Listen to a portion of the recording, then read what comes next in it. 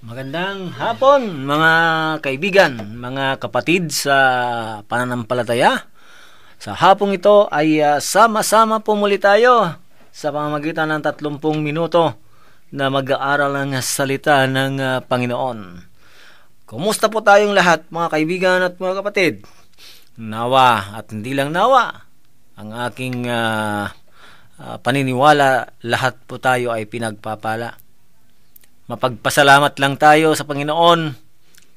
Tayo po ay pagpapalain ng Diyos.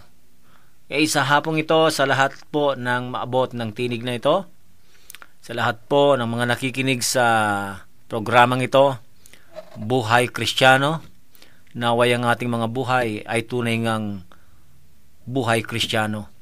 Sa lahat po ng dako na maabot ng tinig na ito, sa mga nakikinig po dyan sa mga kapatid po natin na si NCF dyan sa Hawaii sa pangunguna po ni Pastora Imelda Ramos, sina Brother John Galicinaw. Dyan po sa Amerika, sina Pastor Melvin Alvarado sa Las Vegas, sina Pastor J.R. Honrado dyan po sa LA. At maging si Pastora Jacqueline Walatlanon dyan po sa Orange County sa Anaheim.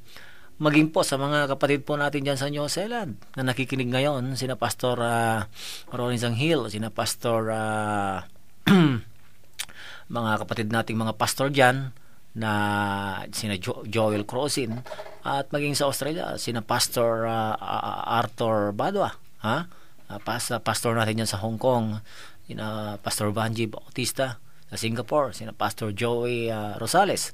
Sa lahat po ng mga pastor natin sa ibang bansa na si NCF, sa lahat ng mga pastor natin dito sa Pilipinas, ay binabati ko po kayo ng isang napakagandang hapon. Pagpalain po kayo ng Panginoon at tuloy po ninyo ang paglilingkod sa Diyos, sapagkat ang inyong pagpapagal ay hindi nawawalan po ng kabuluhan. Going straight po tayo sa paglilingkod, sapagkat malapit ng Panginoon ipahayag ng Ebanghelyo sa lahat ng dako. Huwag po tayong mahiya at matakot, sapagkat sabi ng Biblia, kasama nyo ako lagi, hindi ko kayo iiwan ni pababayaan. If you bring the gospel to every creature, to the whole world, yan ang promise that God or Jesus Christ will never leave us nor forsake us. So mga kaibigan at mga kapatid, stay tuned and always experience the power of God. You just concentrate with sa pagkikinig po ng salita ng Panginoon sa hapong ito, sapagkat bihira po ang mga sitwasyon ganito. Pagpalain po tayong lahat, at bago po tayo mag-start, makinig po tayo ng isang napakagandang awitin.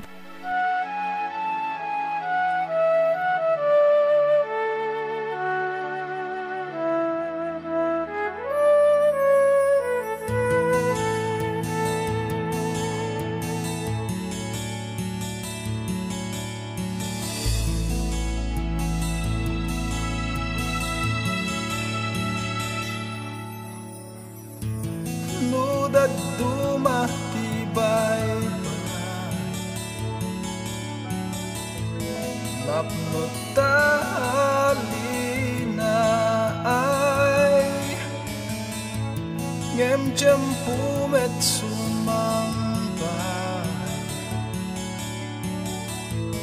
dawel na laus unay paragbiag tayo puluho santay nga lanayon sikaken siya kaglaylaya kadagiti taaw tibiyan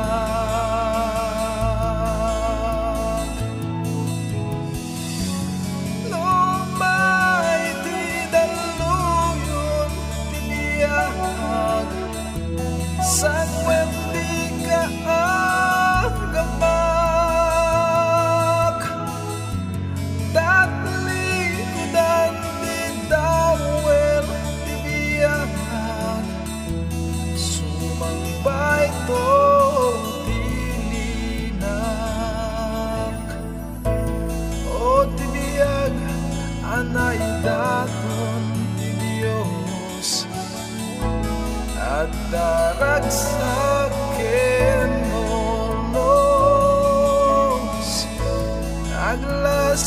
man na duwato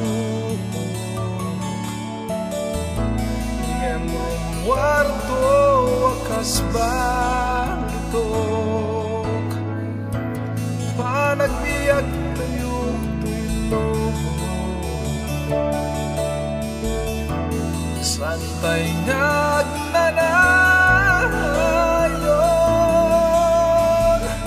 sikaken siyak kaglaylayan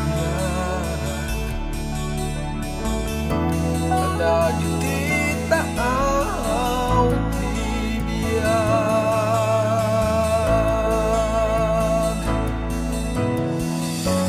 lumay ti daluyon ti biyag sangwem di kaagamak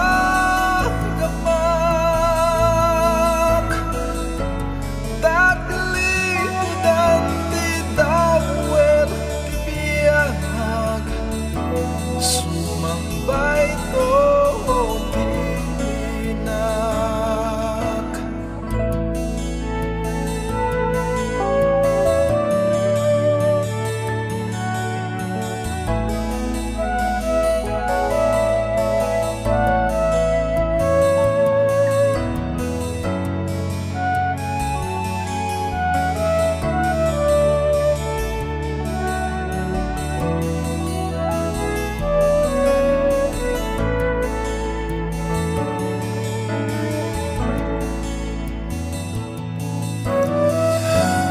lumay ti aluyo ti biyag sangwem di kaagamak datli dan ti dawel ti biyag sumambay to ti linak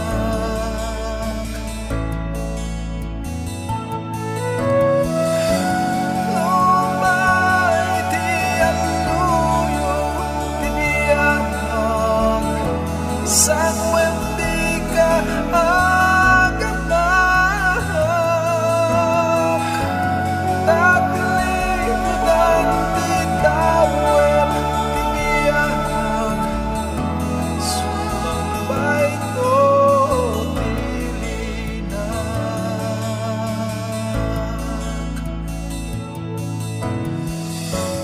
datli dan ti dawel ti biyag sumambay to ti linak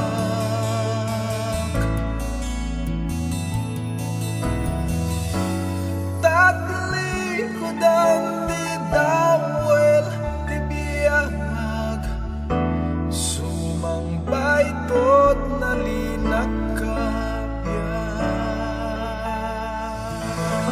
Tuloy-tuloy po tayo mga kaibigan at mga kapatid. Ang atin pong pag-aaralan ng akin pong isi-share po sa inyo ay pinamagatin pong budgeting the kingdom of God. When it comes to budgeting the kingdom of God, mahalaga po yan ang pagbabudget. Alam po ninyo, minsan po sa isang pamilya ay talaga namang napakahirap mag-budget po mga kaibigan, lalong-lalo ng mga ina ng tahanan, ano? Minsan hirap na hirap po silang mag-budget kapag pinag-uusapan na dito ang mga pangangailangan sa sambahayan, or halimbawa na lang po pangangailangan sa pang-araw-araw sa kusina. Okay, maintenance po sa ating tahanan, maintenance ng ating mga katawan, pagkain araw-araw. O kaya pag mga nag-aaral ang ating mga anak, mga tuition fee nila at mga pananamit, mga pangangailangan. So, hindi ganun kadali po na sa isang nanay, sa isang ina ng tahanan ay laging nakangiti kapag kapos na po ang budget, mga kaibigan. Okay?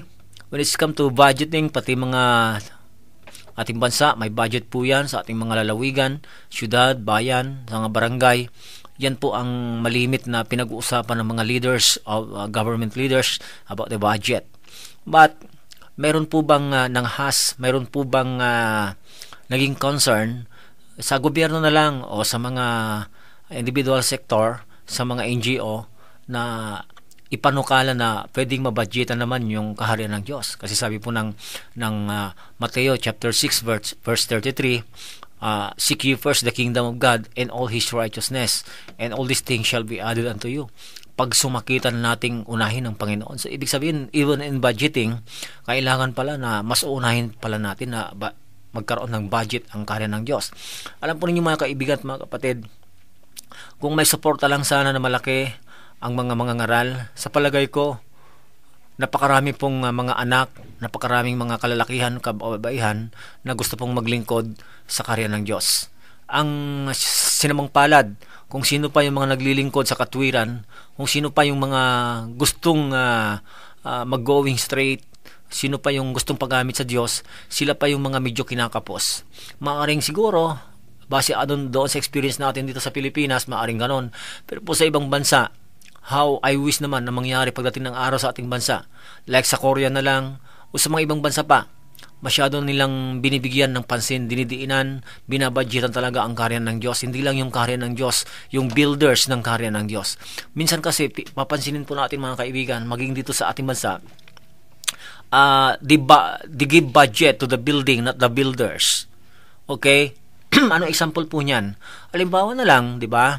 Kung ikaw ay sa hospital, na minsan napakalaki yung building, napakaganda yung hospital at mga high-tech yung mga kagamitan. But sometimes, baka naman kulang ang sweldo ng mga doktor para bang eskwelahan. Okay? Pinagaganda yung school, inaayos yung school, like private school o ano man yan, pero mababa yung sweldo ng mga nagtuturo. Ano bang mahalaga? Yung tao o yung building?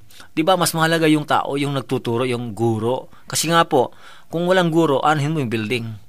Kung walang building, okay lang naman, pwede pang magturo yung mga turo sa silong na lang ng punong kahoy o sa mga kwan.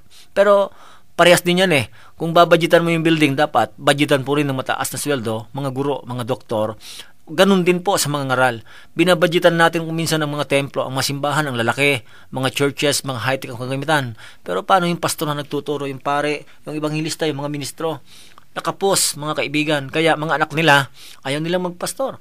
Mga anak nila, gustong mag-aral ng secular. Kasi mas mataas ang sweldo sa secular kaysa sa paglilingkod kay Lord. Alam naman natin po, lalo na sa amin, wala po kaming sweldo. Umaasa na lang po ang bawat mga ngaral patungkol sa tinatawag po nating living by faith o love offering. Paano kung walang mag-love o walang mag-offering, puro love na lang? O kaya puro offering pero walang love? Napakahirap naman po yun. Kaya nga tinawag na love offering. Pero yun nga po mga kaibigan, ilan sa mga tao ang magaling o kaya may conviction sa mga ganitong sitwasyon? Bihira. Kailangan pang konsensyahin. Kailangan pang pukpukin yan ng ilang martilyo para matuto. Kaya nga, mahalaga po to. Budgeting na Kingdom of God. Alam po ninyo, kapag inubo sinipon, nagkasakit ng malala ang isang lingkod ng Diyos, gospel minister, pastor, ano man yan, hirap na hirap yan. Ang buti na lang po, may Diyos na pwedeng sandalan. Hindi na yan nagpapadoktor kahit kailangan magpadoktor. Hindi niya nagagawin yan. Bakit po? Pagkain na lang ng pamilya niya yung pampadoktor. Kaya nga sa Diyos umaasa. Iwasan na lang natin yung pagpapadoktor about vitamin, supplement, o ay pangangailangan ng isang gospel minister. Dapat presentable, attractive yung mga damit niyan. Pero pansinin nyo, sino ang magandang mga damit? Yung pang mga unbeliever, yung pang masamang tao, yung pang hindi matutuwid.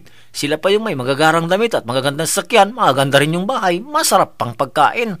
Mga kaibigan, each time we have to budgeting the kingdom of God. Di po ba? Totoo po yun. Isang katangian na dapat nating makita na mas napakahalaga po na maging righteous, matuwid, makadiyos ang isang bansa. Maalala po ba ninyo mga kaibigan, noon pong kasagsagan ng mga kampanya patungkol sa election, ano po yung tatlong kataga na binabanggit ng mga kumakandidato? Makatao, ano pa?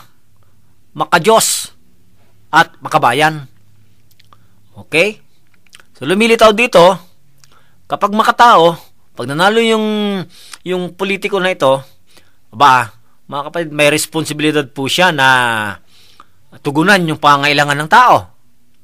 Kapag nanalo po siya, may responsibilidad po siyang tugunan ang pangangailangan ng bayan. Dahil dyan siya nakatalaga. Ano yung pangatlo? Makadiyos. Ibig sabihin, hindi lang yung makadiyos na kilala ko ang Diyos, may Diyos ako, nagdadasal, hindi.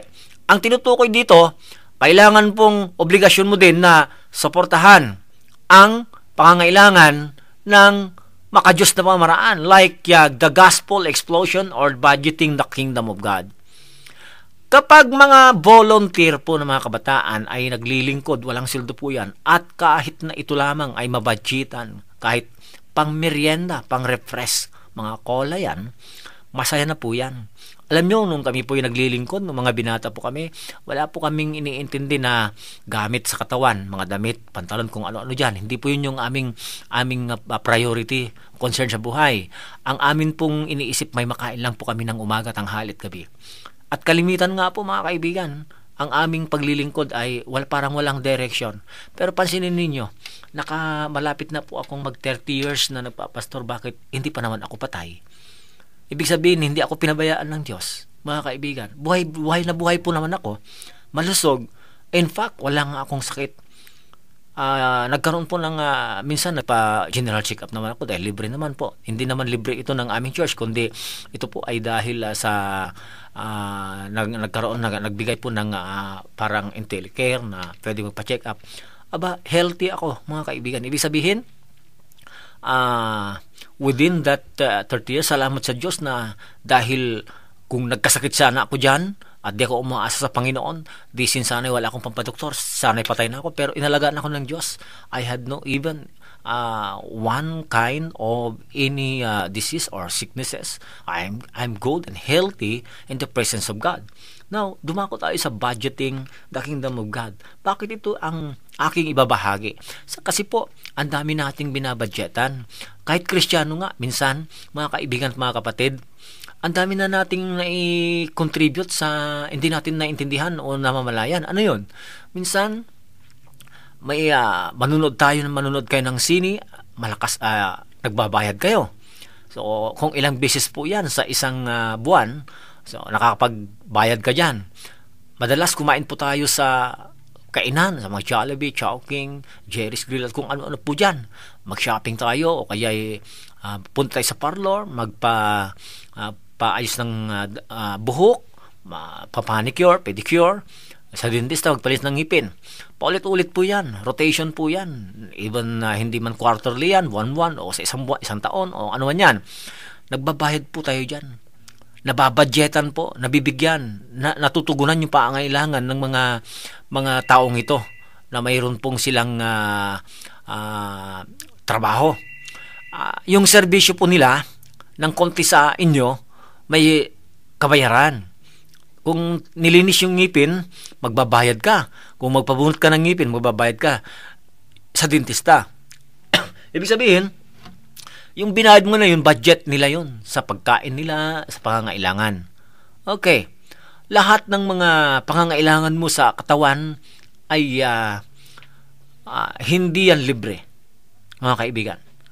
Pag-aayos ng kilay, pag-aayos ng ilong, pag-aayos ng mata, katawan, pagkain, may budget yan, mga kaibigan. Hindi pwedeng wala yan para ma-maintain mo lang yung magandang at kaayusan ng iyong katawan.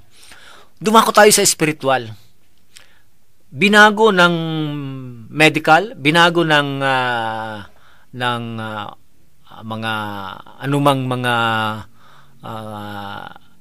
makikita nating kayang baguhin yung ating katawan para mapaunlad ng konti. Katawan, pagandahin. Gumagastos po tayo ng $1 billion para sa cosmetics sa mga babae. Okay. Naaayos ang ating mga physical na kaanyuhan sa panlabas. Mga buhok, maayos. So, na presentable po tayo. At hindi po libre yun. May bayad. Okay. Kapag tayo kumakain, nabubusog tayo, may bayad. Ang sabi natin, sulit yung kinakain ko. Dumako po tayo sa Kingdom of God, sa Ebanghelyo. Dati po masama. Napakasama. Manginginom, lasinggero, matabil, manloloko, minsan pa pumapatay ng tao, magnanakaw, snatcher, holdupper, rapist, Lahat ng mga yan, yung minsan pa, inalihan ng demonyo, nangangagat, nananampal, nambubugbog ng asawa. It come to pass, nakilala niya ang Panginoon sa pamamagitan ng Ebanghelyo at may isang ministro, isang pastor, gospel minister na nag-share sa kanya. Naayos ang buhay, nagkaroon ng harmony, nagkaroon ng unity, nagkaroon ng kaayusan sa pamilya. Mga kaibigan, libre yun. Walang bayad. Thank you. Thank you. Ang bayad. Mga kaibigan, ano ba ang mas mahalaga? Naayos yung buhay o naayos yung buhok? Pinaayos mo yung buhok mo, nagbayad ka.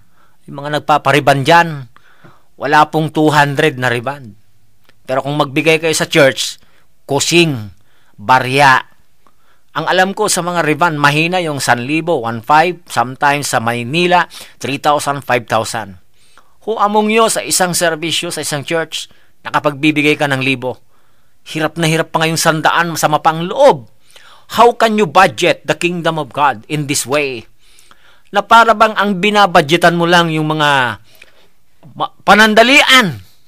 When it comes to naayos yung anak mo na drug addict, tiway lang ang kabayaran. Hindi po naman ibig sabihin na may kabayaran ang sino man nangangaral, pero bilang pampalubag loob na lang po, di mo man lang kaya mabilhan ng kahit wag na lang SM, Showmart, o kaya segunda mano, na sapatos, dahil yun naman po yung ginagamit ng isang preacher na lumalakad.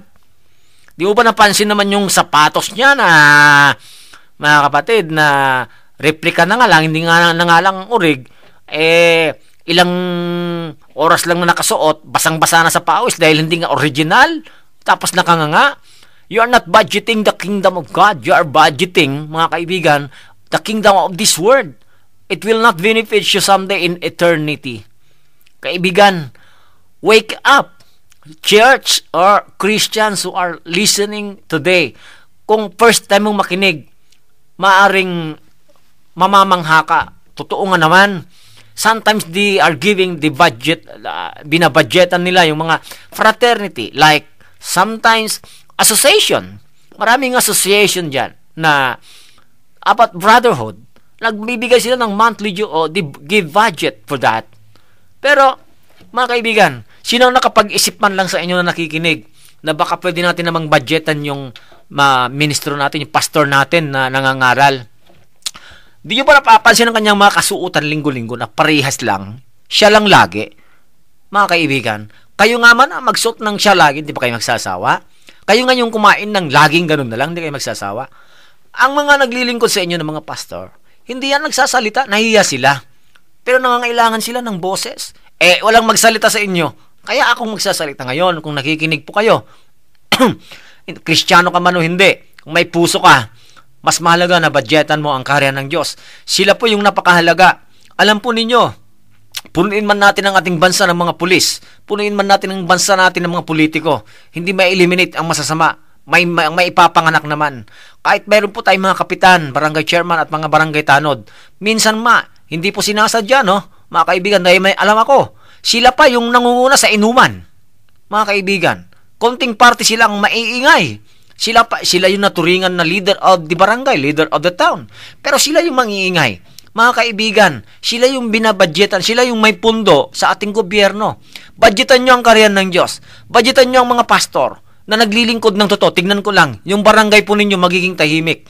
Yung mag-asawang laging nag-aaway, pag iyan nasira ng Word of God at nagkaroon ng harmony, hindi ba isang accomplishment yan, mga kaibigan? Pag nabudgetan ang karya ng kingdom, walang mga babae, lalaki na nagkakaroon ng pre-marriage na tinatawag po nating pagsasama. Anong problema ngayon ng mga tao? Anong problema ng ating mga anak? Buntis, walang asawa, binuntis ng boyfriend, tapos tinakbuhan. Malala na po yan. Budgetan po ninyo ang karya ng Diyos. Kayo pong mga nag-church, kayong umaatin ng mga kapilya. Pag nabudgetan ang karya ng Diyos, nagiging masipag ang mga workers. Nagiging masipag ang mga pastors. At kapag maging masipag sila, mapupunta nila ang mga lugar na nangangailangan ng Ebanghelyo. Hindi lang kaligtasan ang kanilang matatamo. Ano pang kanilang matatamo, mga kaibigan? Mga kaibigan, kapayapaan sa isang barangay. Alam naman natin, sa mga barangay, Minsan, nakainom lang, may kaguluhan. May sayawan, may kaguluhan. May birthday, may kaguluhan. Pero, kapag ang mga tayo nakakilala sa Panginoon, hindi nila ituturing na ang kasiyahan ay inuman. Ang kasiyahan ay pwede kang maging masaya kapag kumakain at hindi po kailangan maglasingan, mga kaibigan. Look, ang sabi po ng Bible, mayroon po akong mabasahin ng isang scripture. Philippians 4:19. Mag-start tayo sa verse 18. Philippians chapter 4 verse 18, mga kaibigan. Ito yung scripture po natin. Babasahin ko po sa Tagalog. Sabi niya, narito ngayon ang katibayan ng labis-labis na kaloob ninyo sa akin. Higit pa sa aking pangangailangan. Si Apostol Pablo ito ay binadyetan ang kanyang pagiging isang apostol. Kapag siya po yung naglalakad, siya po ay pumupunta sa ibang lugar, pinababaunan siya ng mga pagkain ng mga pangangailangan niya kung ilang taon siya doon. Higit pa sa aking pangangailangan ang tulong ninyo sa akin. Nadala, may ipinadala kasi malayo yung pupuntahan niya, pinadala ni Epaprodito. Ang mga ito ay, tingnan po ninyo yung mga naibibigay na budgeting for the kingdom of God, for the gospel minister. Ang mga ito ay masasamyong handog sa Diyos. Kung gusto po ninyong magkaroon ng handog sa Diyos, ang handugan nyo, mga lingkod ng Diyos, ang mga haing kalugod-lugod at kaya-aya sa Kanya. Ang kaya-aya daw at kalugod-lugod na handog sa Diyos ay yung mga naibibigay po natin sa mga lingkod ng Diyos. Mga kaibigan, hindi yung inaaatang natin sa mga Diyos-Diyosan. Ano yun? Kung minsan nagbibigay tayo ng mga saplat dito sa mga Diyos-Diyosan, konting atay, konting apdo, konting alak, konting mansanas at kunting sigarilyo, nag-aatang tayo. Ay hindi po yun yung sinasabi ng Biblia. Ang handog o kaloob, bigyan po ninyo yung mga naglilingkod sa Diyos dahil wala na silang kakayahan pa na magtrabaho o magnegosyo pagkat sila ay naglilingkod sa Panginoon. Tingnan nyo yung kalakip. Tingnan nyo yung sumunod na scripture sa Philippians 4:19. At buhat sa kayamanan niyang hindi mauubos. Kayamanan sa lupa, pwedeng masunog, manakaw at maubos. Kayamanan ng Diyos sa langit, hindi mauubos. Ibibigay niya ang lahat ng inyong pangangailangan sa pamamagitan ni Kristo Jesus. Tayo po na nagsusupport sa karyan ng Diyos, lahat ng ating pangangailangan ay pagkakalob ng Panginoon. Ano po ang mga pangangailangan? Una, how can God supply our needs? Sa Philippians 4:19 nakalagay, but by God shall supply all your needs according to His riches and glory in Christ Jesus. But how can God supply our needs? Isusupply ni Lord ang ating mga kailangan kung susuportahan natin ang pangangailangan ng mga lingkod ng Diyos. By supporting the needs of the man of God. Now, dumako tayo sa mga individual na tao. Ano ang pangangailangan mo? You may ask yourself, what is my need? Ikaw nakakaalam. Now, magpo-point ako ng mga kailangan ng tao. What is our needs? Okay? Makikita natin na ang kailangan mo, unang-una, you need salvation. Kung walang preacher, there is still religion. Religion is not the basis that you will be saved. Religion will inform you that there is God. Pero kailangan mo pa rin magkaroon ng relasyon patungkol sa information na Diyos. Totoo yun. So you need gospel minister. You need pastor to explain about salvation. Yun ang totoo. Kaya kailangan nga you need salvation. Yun ang kailangan ng tao. Sabi ng Biblia, kapag ikaw ay nagbibigay sa mga lingkod ng Diyos, God can supply all your needs. One of your need is salvation. Mga kaibigan, kailangan mo yan. So magpapadala ang Diyos ng mga lingkod ng Panginoon. Magpapadala siya ng gospel minister. Pagkatapos yan na ikaw ay tumanggap sa Panginoon at na ikaw ay nakakilala sa Panginoon, may kailangan ka pa. Ano yon? You need healing. We need healing. Bihira na ang tao ngayon na walang karamdaman. Kapag ikaw ay dumating na sa antas na edad na 30, 40, 50, may mga nararamdaman ka na yan. Huwag mo nang hintayin na lumala pa yan. So you need healing. Alam nyo, napakahirap ng gamutin ang isang sakit na malala. Kaya bago pa lumala, kailangan maagapan. Ganun po yon. Bago ka magkaroon ng karamdaman, malusog ka pa, lagi kang naipagpepre ng isang ministro, isang pastor, para yung kagalingan mo. You need healing. Ano pang kailangan mo? You need peace of mind. Wala kang mabili ngayon sa Mercury Drugs, sa Watson, at kung anumang drugstore na kapayapaan. Isa lang nagbibigay ng kapayapaan, Jesucristo. Sabi ng Biblia, damhin nyo ang aking kapayapaan. Kayo na nabibigatan at lubhang nahihirapan, doon sa Matthew chapter 11. Kayo na napapagod na. Anong sabi ng Biblia? Pasanin ninyo ang aking pamatok. Lumapit kayo sa akin, kayo na lubhang napapagal na. Kayong nabibigatan. Anong sabi ng Panginoon? Sapagkat maginhawa ang aking pamatok, lumapit kayo sa akin, kayong lahat na napapagal at nabibigatan sa inyong pasanin. Ako ay at kayo'y papagpahingain ko. Pasanin ninyo ang aking pamatok at mag-aral kayo sa akin. Ako ay maamo at mababang loob at makakasumpong kayo ng kapahinga ng inyong kaluluwa.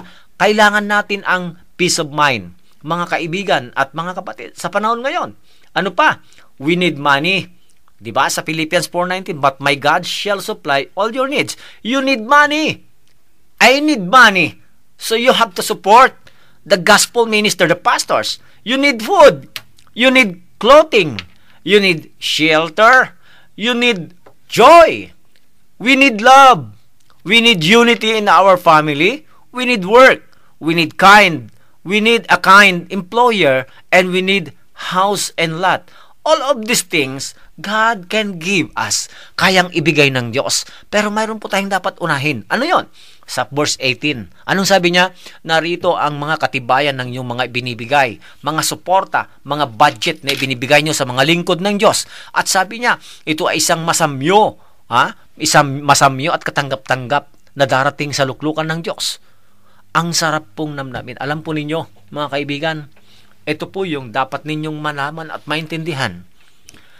Ang inyong naibibigay sa mga naglilingkod sa Diyos ay hindi po sayang. Darating ang araw, ito'y isang kayamanan sa langit na pwede kayong mag-withdraw sa Diyos sa kalangitan. Kung mananalangin ka, pwede ka nang humingi sa Diyos ng kung anuman. Bakit? Alam mo na ikaw ay nakapagbigay, nakatulong sa mga naglilingkod sa karya ng Diyos. Pero kung wala ka pang naiko-contribute at wala ka pang naibibigay, huwag ka namang mag-attempt na puro humihingi ka sa Diyos. Alam po ninyo, hindi pwedeng humihingi ang hindi marunong magbigay. Yan po ang totoo. Kung ikaw ay mapagbigay, may karapatan ka ng humingi sa Diyos. Pero kung di mo pa naranasan, kundi ang binibigyan mo lang ay ang mga grupo ng mga masasama, yung mga walang kabuluhang bagay, huwag ka nang humingi sa Diyos. Mapapahiya ka lang, mga kaibigan. Mga kaibigan at mga kapatid, part 1 pa lang po yan ang ating pag-aaral patungkol sa budgeting ng Kingdom of God. Nawa, matuto po tayo, kayo na nakikinig. Tingnan nyo yung mga pastor nyo sa mga local church.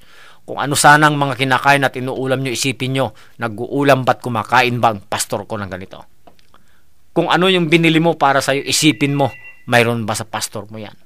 Mga kaibigan, ito'y isang paalaala lamang na pagdating ng araw, sana'y wala tayong dapat sisihin na ang ating mga tinanggap sa Panginoon ay nagamit din natin sa karya ng Diyos. Pagpalain po tayong lahat at muli po, magpapaalam ang iyong lingkod sa mga kaibigan po natin dito po sa programang ito, sa pangangaral po, sa ka-alternate natin, si Pastor Donald Castro, maging po si Brother Eli Ordonio. Ang atin pong overseer sa RBGC Home Sensep, si Evangelist Emil S. Walat, at saka si Sister Linda Walat. Sa mga kaibigan natin, mga pastors, sa lahat ng mga kaibigan natin, pagpalain kayo ng Lord. Maging sa kaibigan natin dito po sa programang ito o sa radyong ito, sa Bombo Radio, Brother Dodge Lalata at Dante Docosin. Ito po ang iyong lingkod na lagi pong nag-iimbita sa inyo sa programang ito. Walang iba kundi si Pastor Alex Manipon. Pagpalain po tayong lahat and good afternoon. God bless you all.